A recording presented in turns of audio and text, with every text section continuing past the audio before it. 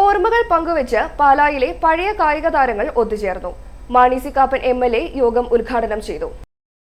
കായിക മേഖലയിൽ പാലായുടെ പേര് എക്കാലവും ഉയർന്നു നിന്നിട്ടുണ്ട്. പ്രത്യേകിച്ച് പഴയ കാലത്ത് 1960 മുൻപ് നിരവധി കായിക താരങ്ങൾ മീനച്ചിൽ താലൂക്കിൽ ഉണ്ടായിരുന്നു. പലരും മൺമറഞ്ഞുപോയി. അന്ന് കൊട്ടാരമറ്റം മൈതാനം മാത്രമേ ഉണ്ടായിരുന്നുള്ളൂ. അവിടെയായിരുന്നു എല്ലാവരും ഒത്തുചേർന്നിരുന്നത്. പഴയകാല കായിക താരങ്ങൾ ഇപ്പോഴുള്ള പഴയാനിപ്പിള്ള, KM റോസമ്മ, മായ മാത്യു, ലീലാമ്മ മാത്യു, ഫിലോമിന ജോസഫ് മനയാനി, കുട്ടിച്ചൻ മണർകാട്, ഇപ്പോഴും കായിക താരങ്ങളെ പരിശീലിപ്പിക്കുന്ന VC ജോസഫ് എന്നിവർ ഹോട്ടൽ മഹാറാണി ഓഡിറ്റോറിയത്തിൽ ഒത്തുചേർന്നു. മാണി സി കാപ്പൻ MLA യോഗം ഉദ്ഘാടനം ചെയ്തു. സംസാരിച്ച കാര്യങ്ങളെല്ലാം വളരെ സന്തോഷത്തോടെ ഞാൻ കേട്ടുകൊണ്ടിരിക്കുക. ഈ ഏറ്റവും ടച്ചിങ് ആയിട്ട് സാറ് പറഞ്ഞത്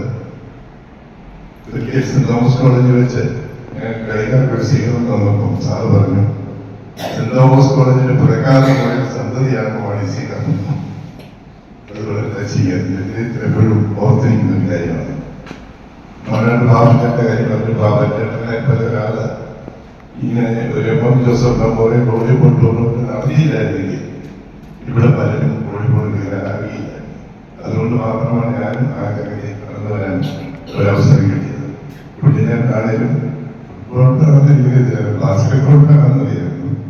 ബാസ്കറ്റ്ബോൾ കളികളെ പ്രോത്സാഹിപ്പിക്കുകയും അതിന്റെ മകനിപ്പം ബാസ്കറ്റ്ബോൾ അസോസിയേഷന്റെ പ്രസിഡന്റ് വന്നു. അപ്പോൾ നല്ല നല്ല സ്പോർട്സിനെ ഇന്നും പ്രോത്സാഹിപ്പിക്കുന്നു.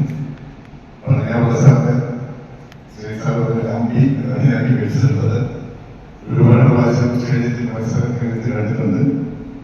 ഈ ഒരു കൂട്ടായ്മ മുമ്പോട്ട് കൊണ്ടുപോകാൻ വളർന്നു വരുന്ന കായിക തലമുറയ്ക്ക് വേണ്ടി എന്ത് ചെയ്യാൻ കഴിയും, അല്ലെങ്കിൽ നമുക്ക് ഗവൺമെന്റിനോട് പ്രപ്പോസൽ കൊടുക്കാൻ കഴിയും എന്നുകൂടി നമ്മൾ ആലോചിക്കുന്നത് നന്നായിരിക്കും എന്ന് ഞാൻ അഭ്യർത്ഥിക്കുകയാണ്. ഡോക്ടർ സിറിയക് തോമസ് അധ്യക്ഷത വഹിച്ചു.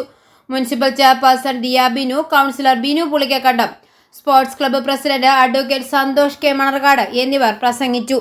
ഐഫോറിയ ന്യൂസ്, പാല.